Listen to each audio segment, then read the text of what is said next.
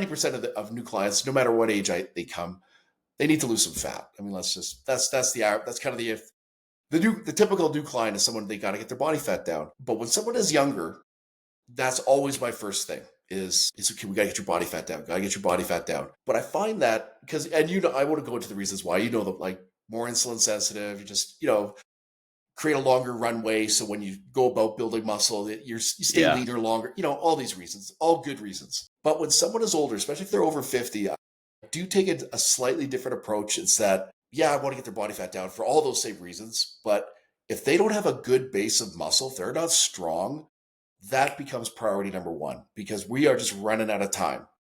Yeah. Because like you're 50s already, like your 60s, you want to start putting on muscle. Like, I'm sorry, shit does slow down, despite what the internet says.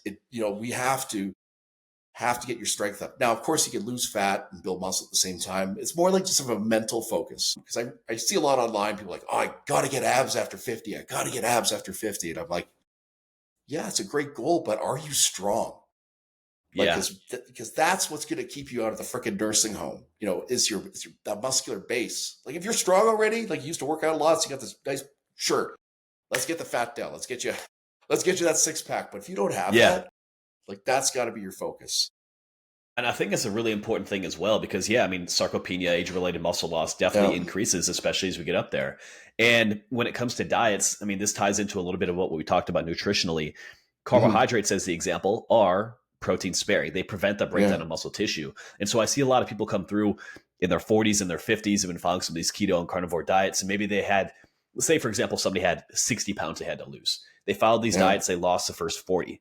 The issue is, for a lot of them is, especially if they weren't training hard correctly, which most people don't, they train to burn calories, is they've also lost a decent amount of that muscle tissue already. And so metabolic rate is a little bit slower. They got this fear of carbohydrates. And so mentally, there has to be this paradigm shift of like, okay, well, we need to be able to lose body fat and we want to be able to build some muscle. We have to change what you're doing from a nutrition perspective. And now and then the training side has to evolve with it as well. And that can be something difficult to understand, or frankly, I see this, like, not to make this all about low carbs, but like people get this attachment to losing weight fast with low carbs because they lose, water weight, and it can be very effective. I'm not saying there's anything bad with it, but making that shift and that pivot people run into a lot of issues. And I think what we're seeing now is, even if people are losing the weight, they're losing a lot of lean tissue because these other parameters aren't really focused. And from a health and longevity perspective, that's a big issue. Yeah.